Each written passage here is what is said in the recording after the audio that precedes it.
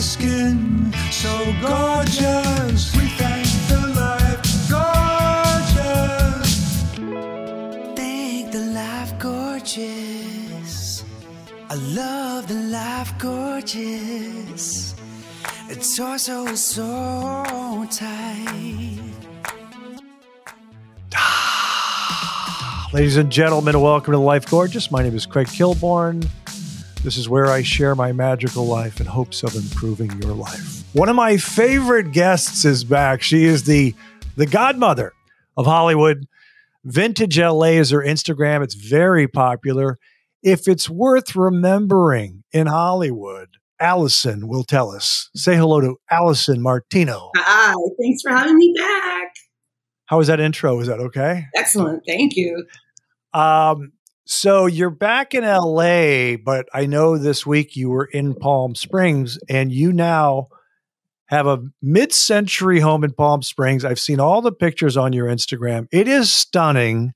And you, young lady, are you like an interior designer? Because you're very talented with what you put in there. I think I'm just very influenced by that one era, you know? Oh, yeah. Late 60s, early 70s era. And my dream was to have a mid-century house. Right. And, so many years going to Palm Springs and just getting influenced and inspired by what I saw out there. And right. Boy, they got the greatest antique shops and secondhand stores and absolutely country.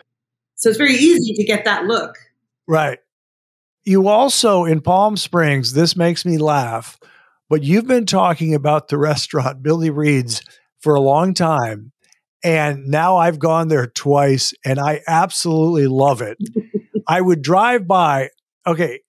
I love how big the parking lot is. I love how much space is inside. This is before I'm even talking about the food. What do you love about Billy Reed's?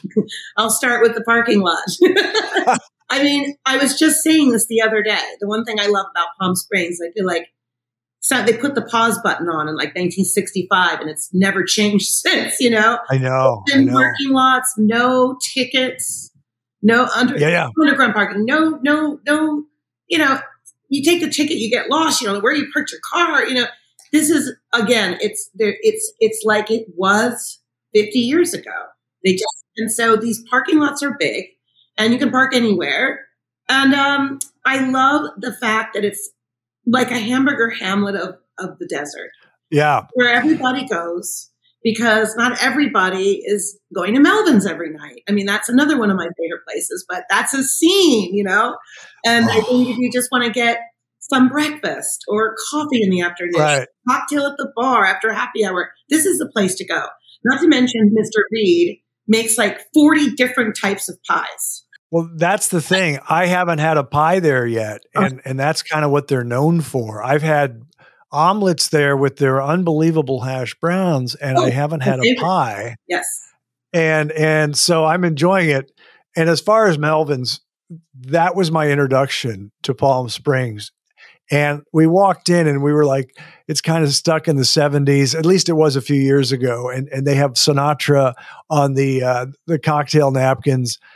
It's just hilarious. So when you're there, are you laughing or are you just enjoying it? Or, I mean, it's kitschy, but it's there's something very relaxing about the desert in general. It's the best. It's the best. It is the mountains. It is the palm trees. It is the skies, being able to see the stars. It's getting everywhere in 10 minutes. Can we talk about that? Oh. I mean, just being across town. If somebody says something is 30 minutes away, it's not the 30 minutes that we're thinking of here in LA. Where it's I know. Nightmare, you know, it's relaxing 30-minute drive from Palm Desert to Palm Springs. Right. And most of my time in Palm Springs, I live in South Palm Springs. I'm everywhere in 5 to 8 minutes. I have lots of friends out there. So there's a lot of people opening their homes. I think people are really proud of their lifestyle here. It's easy. Yeah. I hate these words swanky, but it does have a glamorous sort of throwback feel. There's a lot of caftans and right. a lot of colors, a lot of medallion necklaces. It's just, it really does feel like I said the 60s were put on pause. Right. Yeah. And how long have you had that house? A couple years now? A year and a half almost now. Yeah. And do you spend a lot of time there? Mm-hmm. Yeah. Would you ever be full time or is that too? What's that? Maybe. Here's Right. the thing. I'm just as happy to come home as I'm happy to go there. And so Right. I love the balance. When I come back from LA and when I'm coming back from Palm Springs, I don't mind. I don't like the traffic I hit downtown, you know. I'm happy to see City Hall and I'm happy to see LA Right. back. I'm a California girl. Right. So I have the balance. I saw you, I think it was the Palm Springs Film Festival with Baz Luhrmann. Does that sound right on your Instagram? Yes. Yeah. Did you meet him? I did. I was invited by Warner Brothers, which was very nice, for the Elvis party. It was during the campaign for the Oscars. So Yeah. it was at the Parker. And yeah. in Austin, Butler was there and Baz and the crew and a lot of the cast members. And it was amazing because he came over to me and knew my Instagram.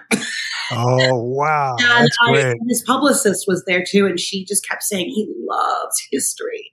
You know, he loves history. And I was so flattered. I'm like, what? Because I just find he's such a genius. And such a nice man. Yeah. It was really exciting. February is very exciting, and January is exciting in Palm Springs because the Oscars are coming up, and they have movies out there. So, and didn't you? What was at the Formosa Cafe in Los Angeles for the Elvis movie? So that's very bittersweet because it was at the Parker where they were promoting Elvis. They invited me to a follow-up party, which was at the Formosa, which was 2 days later. And was Lisa Marie was there, and her back was to us. There's like 4 booths there in the main room, and we were right next to Austin and Baz and Lisa. So that was thrilling to see her. And then she passed away within the week. Yeah, shocking. I can only imagine how shocking it was for them. Yes. It was right after the Oscars. Yeah, it was right after the Oscars. Yes, right after. So it was right after that. The Formosa is very special because it's one of the comeback stories. Yeah, and we are going to talk about some of the comeback restaurants in a little bit. But first, I want to talk about the 100-year anniversary of the Hollywood sign. And you seem to be a little bit of an expert on this now. Tell me about this, what's going on with the Hollywood sign. So it's 100 years old this year. I don't think there's an actual date of when it just was there, but it is 100 years this year. And a lot of people don't realize that it originally said Hollywood Land. Right. And there's been movies about it and some recreations of that. But the Hollywood Land sign originally was lit up with bulbs. Can you imagine? That's hilarious. Yeah. So way back, it had light bulbs. It would go Hollywood Land. Then Hollywood. It was amazing. There's not much footage of it. There's like a 10-second piece of footage that's owned by Getty or something, and it's not available to see. I have seen it because I've licensed it before, which was proof that it lit up. Yeah. The only other time it lit up was in 2000. They lit up for about 20 minutes. Yeah. And the neighbors were like, I don't think we want this every night. Because I think there was a point where they thought maybe they should light it up again. Right. But the situation was Hollywood Land was not about Hollywood actors. It was a real estate campaign. That's what I read. Yeah. That's what I read. Put that up for at Hollywood Land. And then as time went on, it stayed there. And then the land was they took away land because it was no longer real estate development anymore. It's now Hollywood. Exactly. So they kept it up and it deteriorated over years. And if you look at photos of it in the 70s, it was like the H was basically missing. Yeah, the H was gone in the 70s. And I think you told me earlier that they were going to tear it down in the 70s. I think it was just going to be, it was deteriorating to the point where you couldn't read it. Graffiti was all over it. Say that again? Oh, graffiti. Okay, yeah. Very vandalized. Yeah. It was very neglected. And I think really with the second golden age of film in the 70s, Hollywood was Hollywood again. Yes. And so it was Alice Cooper and Gene Autry and Howard. And it's amazing. Hugh Hefner, of all people. Well, I mean, they're all interesting guys, but they all decided to pitch in money and create a campaign to restore it with new letters. Those three guys, very different, but they wanted to save the Hollywood sign. That's great. Yeah, they all loved Hollywood in their own way, and it's because of those guys and that campaign that it was in '77, I believe, is why we still have the sign. Right. That's great. Yeah. And what did you say? Did you say something to me? We were talking earlier. Did you say something about? Is there a PBS special or what's going on? Or what did you say? Okay, so there's a new PBS special called Iconic America. It's 7 parts, and it focuses on an icon somewhere in this country and across the world. Right. So, of course, there's the Eiffel Tower, there's a Golden Gate Bridge, and then there's the Hollywood sign, as an example. That's great. And it's an hour, and it's incredible. There's a lot of amazing people in this that tell stories of Hollywood. Their version of Hollywood, Sherry Lansing is an incredible interview. It's very good. So if you can catch it on PBS, it's right now. That's great. Yeah. I wanted to tell the people, you've been on before, but you are the daughter of the great singer Al Martino, who played Johnny Fontane in The Godfather. I wanted to ask you a question. When I go out to eat, I always like hearing the music they play at the restaurant. Sometimes it's live, sometimes it's just over the speakers. And there's Skylark, or I like that song. Oh, that's not, I hear it as I'm talking. What is it like for you when you just go to a restaurant and they're piping in some music, some old jazz or some standards, and all of a sudden you hear your dad really out of the blue? What's it like for you? It never gets old. I'll say that. I'm still glad they're still playing him. That's how I look at it. Yes. The desert actually is the best part of hearing Dad because they've got all the standard stations out there. Yes. And so that's really great. They play him quite a bit. They play him in Melvin's a lot. I do hear him in the old school Italian restaurants. It's always going to happen. I the owner or whoever, thanks for playing Dad. It's not Sinatra the whole time. That's funny. But I know my dad's music inside and out from the very first note that plays. I know it's Dad's. Right. That's great. I'm so grateful they still play him. But standards are classics. So totally agree. I don't think they'll ever stop playing Dad or Vic Damone or Andy Williams or Sinatra or anything ever. Those Tony Bennett, you'll always hear those guys. I've heard those songs through the years too. Do you just mentioned Italian restaurants. I've been to a few. I don't know if I have a favorite in the desert. Do you have a favorite or not? Italian restaurants, there's one called Castelli's that I really like. I've been there. Which is, again, focuses on old school dining. Right. Very rat pack inside, And I expect Columbo to walk in at any point. It's very dark and piano bar and all that. I like them quite a bit. Yeah. I've been there. I like that place. I think we might have a favorite place, not Italian, but we might have a place I know that you like and I like, Wally's Desert Turtle. Oh, I love our Wally's.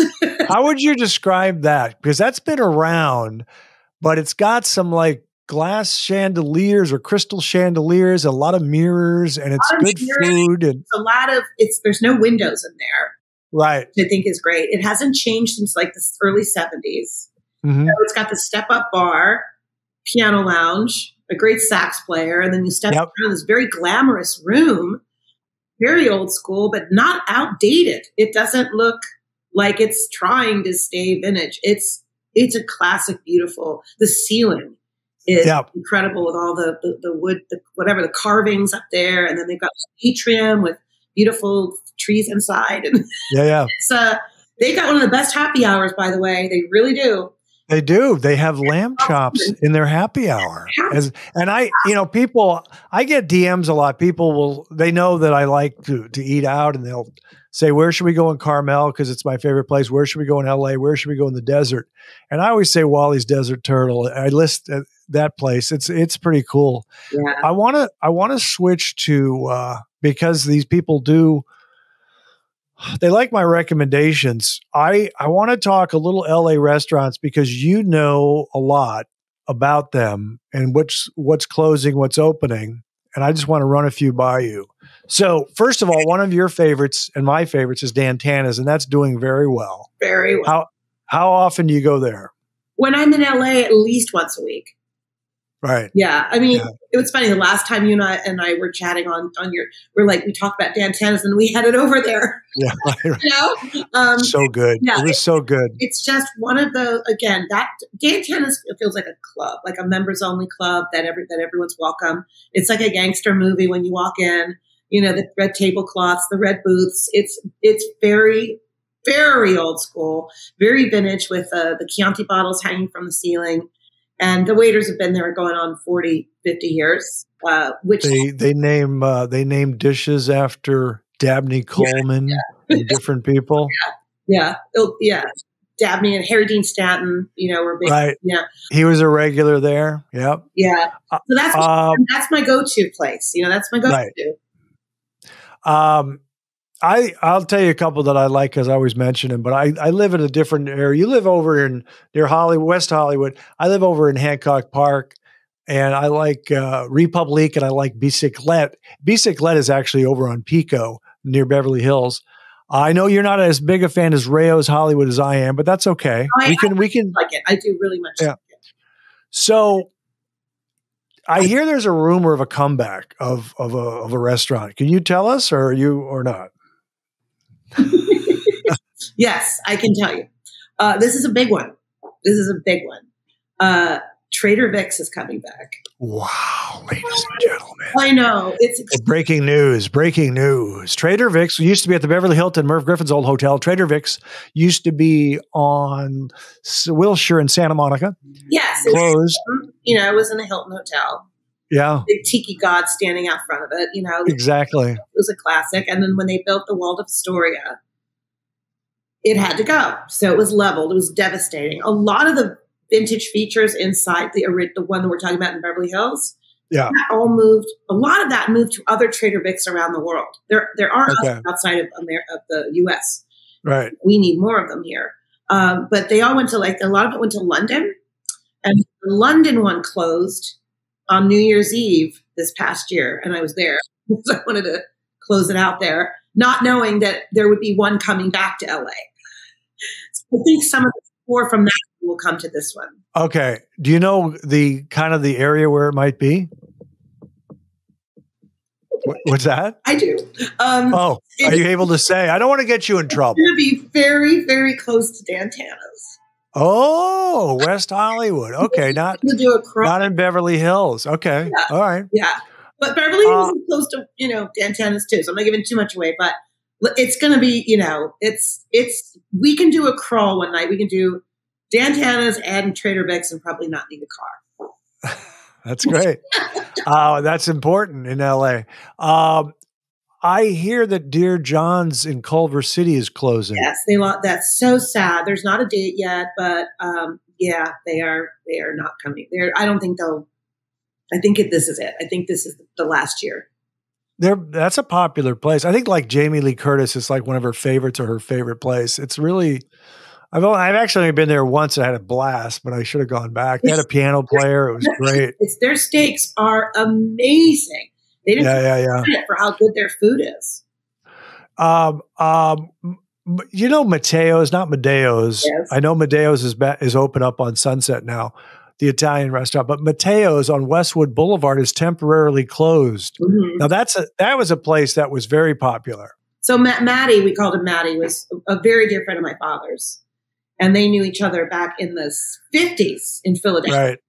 Yeah. So they go way, way back. That was a Sunday night ritual for my family. Yes, Sunday nights. Yes. That's correct. Yeah, because I some of these agents I knew, there was a thing. It was a family thing. Sunday nights they'd go there. That's where you see Frank Sinatra. I mean, if you really wanted to get to see Frank up close, you went to Matteo's on Sunday, and he would hold court in the back booth, but it was open. Everybody could see where everybody was sitting. It was very entertainment, oriented. Yeah, sure. It was like Portier and. Frank Sinatra, Tony Bennett, Tony Curtis. It was a real old school Yeah. I call it just a real Hollywood type. Yeah. You know, even I just love those booths. I went with Dennis Farina. I used to hang out with him. We usually went to Mastro's, but one night we went to Mateo's, and it was great. What was he like? He must have been fun. He was a blast. He was very entertaining, man. I liked him. He passed away, unfortunately, a little early. I think it was a heart issue, and it was surprising. But he was very nice to me.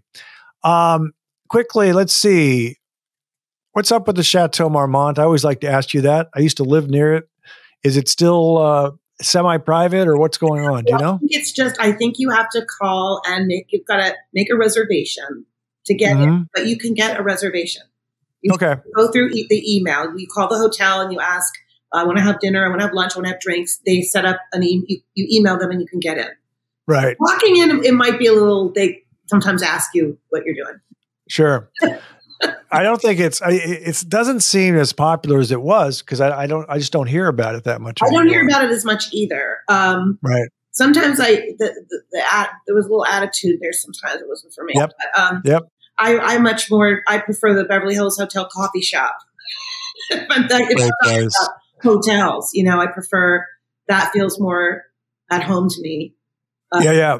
I used to go to the Polo Lounge all the time. It was my go-to spot. But that was years ago. I have funny stories about that, but there's a story for another day. I'll tell you one. I'll tell you one story. So I'm there, and this is when I'm doing the CBS Late Late Show, and Kevin Costner comes by. I'm with some people after the show, and he says, "Craig, I'll do your show. Don't worry. I promise I'll do your show." And I didn't know we were trying to book him. But all I was hoping is, this was around 7:00 after I did the show, please don't watch it tonight, because I had done a Kevin Costner joke in the monologue. And it was basically, I'll make this succinct, but we had a writer who was dating a girl who used to hang out with Costner. So I was getting bombarded with all these Waterworld jokes, you know, losing money and all this kind of stuff. And the night that he came into the Polo Lounge was actually his birthday. And I had done a monologue joke. Hey, happy birthday to Kevin Costner. He turns 46 today. His friends threw him a surprise birthday party, and somehow that lost $10 million. It was... So and then I see him after I do this joke, but I'm pretty sure he didn't see the show that night. I'm on the show. Well, no, he actually never did the show. But I don't think he saw it. I just think he was a busy guy, but he was nice, and I think he's a great actor. And I always say, one of the reasons I'm glad I don't do the show anymore is we did so many celebrity jokes, you know, because we didn't do that many political jokes. But anyway, I wanted to ask you about, have you ever been to San Vicente Bungalows? I have, one time. Me too. I liked it. Yes, I had a good time. Screening in there. It was for Ben Stiller's show, his series. I was really blown away by it. Yeah, it was nice. I just had drinks, so I could concentrate more on the surroundings. I didn't have to watch. You had to watch a movie. Is that correct? Yeah, we were watching his new series. Okay. Okay. Yeah. And they have a screening room in there. Yeah. It's not overly big, so it feels like you're in somebody's house. Right. And who knew that place would become so exclusive? Exactly. I thought it was pretty stylish. I thought it was stylish. Yeah. And it was good. It was only very difficult to get a membership there. Very right. From what I heard. Here's one from the past. I want to tell you, but the Brown Derby was very popular in Los Angeles. That should come back, in my opinion. But it was in Vegas in 1996. I was there. I was at MGM Grand. They had a Brown Derby, because I went there. I was like, because I liked old Hollywood, and I just was like, oh my God, the Brown Derby. I've heard of this place. I still have the coasters. I took some coasters. They're just Brown Derby coasters, and they're beautiful. You know what I'm saying? How long ago was that? That was in 1996. 96, because it opened. Yeah. It opened there in the MGM Grand. It's gone now. I think it was there for a few years. Yeah, it's not there now. No, it's not there. Isn't that crazy? I have a feeling there will be a Brown Derby return. There should be. I guess they were known for their Cobb salad. The reason I say that is the original one that's on Wilshire. That was on Wilshire, across the street from the Ambassador Hotel. Yes. The hat, which we call the dome hat, is still there. It's been lifted up onto a strip mall. I saw that on your Instagram. Yeah. So I talk about it quite a bit to get the attention of developers. Yes. And say, hey, come get it. You know, Yeah. you get it, and it's the original, and we create it. I think they have some around. I think they might have a brown derby down in Florida. I think they do. There is. Yeah. Yeah. Okay. I just wrote down some names. I just want to see if you have any connections or any stories with some of these people. I know one of them you do because I've seen her on your Instagram, but let me just throw other names. So did you ever meet Don Rickles? All the names. Well, I was very close to his son. We were almost engaged. Okay. So yes. Oh, that's pretty close, by the way. Very, very, very, very amazing amounts of time with that family. And at one point, Don may have been my in-law. I mean, unbelievable. Unfortunately, very unfortunately, Larry Rickles died at 41 of a terrible pneumonia. Oh, and that was just devastating for all of us. Sorry to put it on a downer here. Right. It happened. I'm still very close to his sister, to Mindy. And I spent a lot of time with the Rickles, a lot of New York trips, a lot of dinners, a lot of Mateo's dinners. My time with Don I'm like almost, it's hard for me to describe how much I love that man. Oh, okay. Yeah. How funny he was, and how he always made me feel at the end of every single dinner that I was a good sport. Hey, roast me. I love it. I laugh at about anything. Right. Good sport. You're a good sport. You know I'm only kidding. You know none of this is serious. You know that. Right. My kids take it too seriously. And I'm like, that's funny. No, that's funny. He was wonderful, and Barbara was wonderful. And yes. Next celebrity, because I've seen you mention her on Faye Dunaway. Did you ever meet her? I don't know her. I've seen her around town. I'm sort of enamored by her. With her. Why is that? I just think she's got an attitude that I like. I mean, yeah. I've heard everything from crazy to nice to all things. Right. But there's just a way she walks, the way she holds herself. She's got a no fuck with me attitude, you know? Like, right. Sharon Stone has a bit of that too. Right. You know, that sort of strong, almost crazy kind of. Yeah. But the confidence is really attractive to me. I love Network. It's one of my favorite movies. Great movie. And she's just amazing. Did you ever know Burt Bacharach or not? No, did you ever meet him? You did? Yeah, my dad did. You know, it's funny. I got into these guys like Herb Alpert and Burt after my father passed away. And that was in 2009. Even though I grew up with all this music, it had a resurgence with me. And I rediscovered it, like Sergio Mendes and like that whole era. And I wish that I wish I could have talked to him more about it. Like if they had ever had dinner, I wish I could have come. Right. Probably like 8 or 9 years old. That's great. Did you, I think, I remember I think you said you worked with Robert Evans, the producer. Yeah. So you must have known or met Jack Nicholson and Warren Beatty. Oh yeah. I actually knew, well, my interactions with Jack Nicholson were from Harry Dean Stanton. Okay. Harry lived close to Marlon Brando's house. And that's where Jack was in that area. And so we would, they would come to Dantana's quite a bit. Right. So I got to spend some time with them there, which was always amazing. And now Harry's gone and Jack's not going out as much. Right. With Robert Evans, I knew him through my dad because he put Dad in The Godfather. So he was a guy that didn't live too far from us, about a block. And we would run into him at the Palm and, at the market, it was just an amazing time back then in Beverly Hills where you did run into these kinds of people at the market. And now they've either passed away or moved out Beverly Hills, and now they're behind gates. And it's not as, cell phones and paparazzi have made it not cool for people to sometimes run to the market real fast, probably swamped or something. But Bob was an incredible. My dad used to call him Cary Grant because he just had a presence that he should have been a movie star. Yeah, he was great.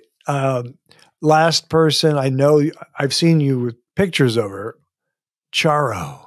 Oh, Charo, yes. So Charo and I are friendly, and she just played in Palm Springs.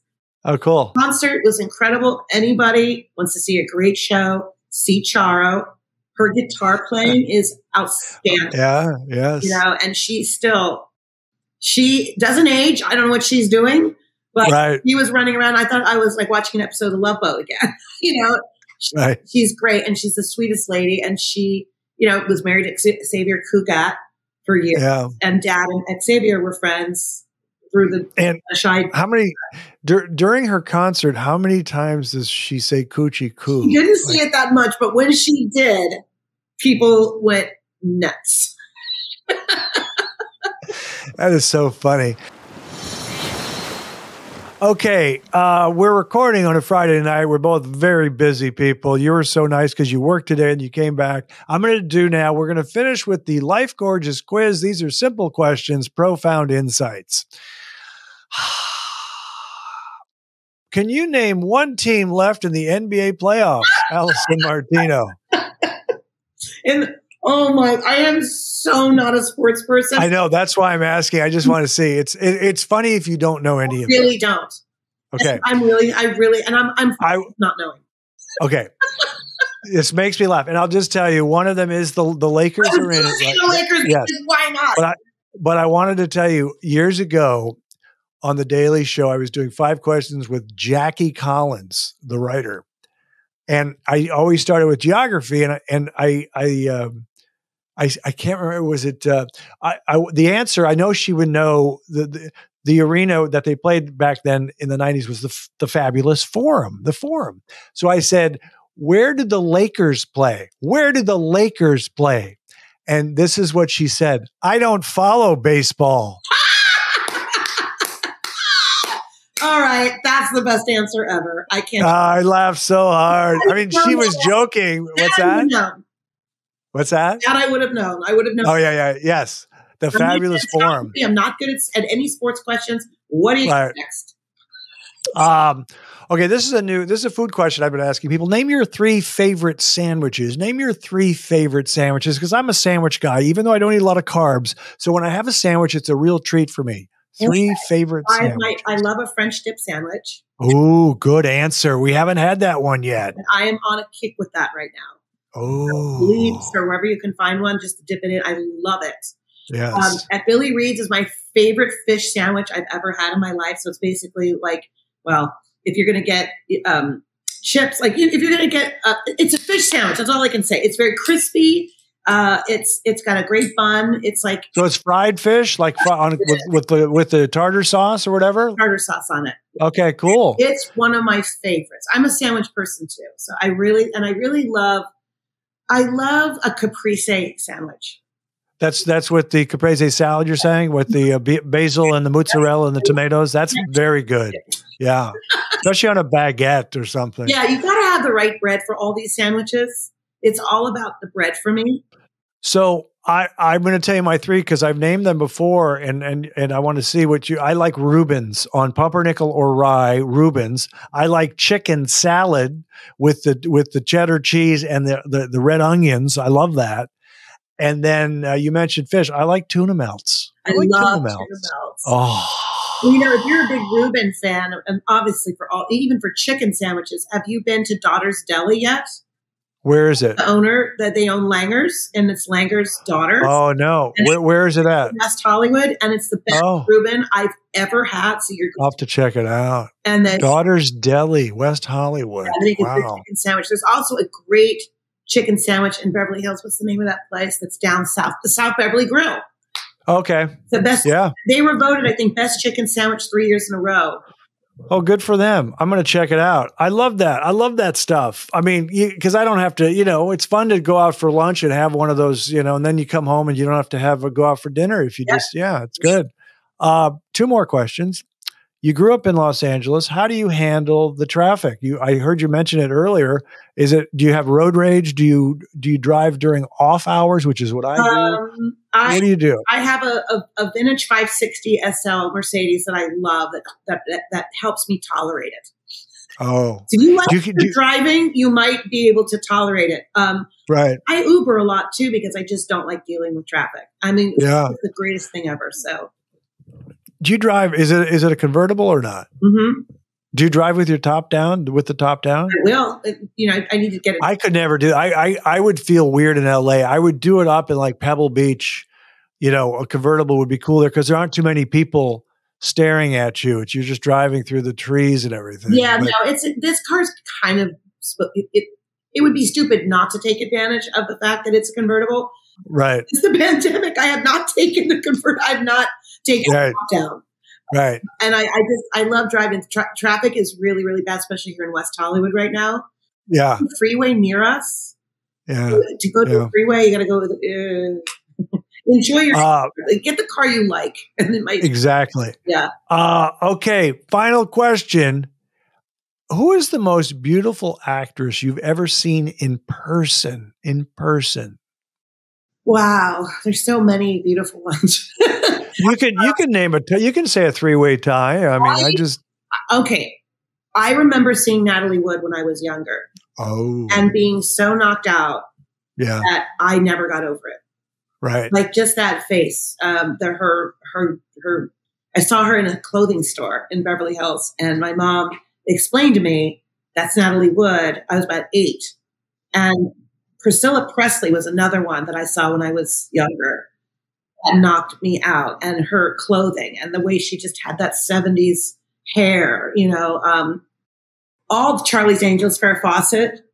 Yes. One of the most gorgeous persons ever. Right. Austin Butler is going to go on that list because I said that guy a couple That's of times hilarious. the last 2 months. Oh my God. That is a good looking guy. Yeah. Yeah. I wonder how old is he? Is he in his late 20s or early 30s? He's got to be early 30s. Maybe late 20s. I interviewed obviously a lot of famous actresses, and I always would say, they're all beautiful. But I'll tell you the one that took me by surprise in person was I just blanked on her name. That's hilarious. She's married to Michael Douglas, Catherine Zeta-Jones. Oh. Catherine Zeta-Jones. Oh my gosh. Yeah. So she was stunning. And this was before she was dating Michael Douglas. I interviewed her. She's just drop dead. Yeah. And another one I think that's Sharon Stone. Yeah. I've had her here. I interviewed her once, and the bone structure is just perfection. It's funny how you said that you like her attitude. She's kind of, I think you mentioned the word maybe a little crazy kind of thing. Amen. I know a little bit about her, but I know. But I can't deny her. She came into my house and we had cameras lit for a Pierre Cardin documentary we were doing. She never looked in the mirror. She sat right down. She didn't have a stitch of makeup on. Yeah. Amazing. Yeah. She knew exactly where to sit and how the light would hit her face. Right. I admire that. So when you're talking about, as we wrap up, I just want to understand, because I know you're working hard. What is it you're working at? Is it the Spectrum News, or is it for this other stuff, or what's it, PBS, or what's it for? Spectrum News has been really good to me over the past 4 years. They've allowed me to report reports on the history of Los Angeles. So I've done about 100 segments already. Right. And I'm very excited. I got something coming up at Factors. Speaking of delis, Factors Famous Deli is celebrating 75 years this year. I mean, that's incredible. Like, I'm like, go for it. That's amazing. If anything survives 75 years in Los Angeles. That's great. Solo is celebrating 100 years. Right. I mean, that's, again, incredible. And then I'm doing a story on the Griffith Observatory next week. And La Vita came back. That's another restaurant that came back to Beverly. That's, I think Dean Martin used to go there. Yeah. And that's on Little Santa Monica near Wilshire. Yeah. And there are no windows there. Right. And I used to eat there. I saw Bob Newhart there the last time I was there, probably 2012. Regular. But this is kind of funny. But is this common knowledge? There's a brick wall there near the booths, right? Mm-hmm. Near the different booths. Yeah. If you touch it, it's plastic. Now, I don't know if it's a true story. I never knew as much as I've gone there. I know it's owned by new owners now, and I haven't seen it yet. I'm going to hear about that. Well, I'm sure they changed that. Well, who knows? I don't know. They had the plaques on the booths. They had the Don Rickles booth. Yeah. The Sinatra booth. Yeah. And, I'm sure they're there still. It's a new owner, so I'm going to see it on Tuesday. Right. And one more thing, where can people, you said Spectrum News, where can people see all this stuff? So is it on YouTube or not? If you have Spectrum News, it's channel 1. Right. On 9:00 on Thursdays. And you can Google Alison Martino Spectrum and all my segments will show up. Okay. And everything from Union Station to the history of Farmers Market. It's really interesting stuff. And I try to interview people that have a connection, whether they're a historian, whether it's they own it, to tell the backstory of these places. So great to see you again, young lady. I really appreciate it. Stay right there. Ladies and gentlemen, that's our show. We will see you next time. And remember, young people, I'm proud of you.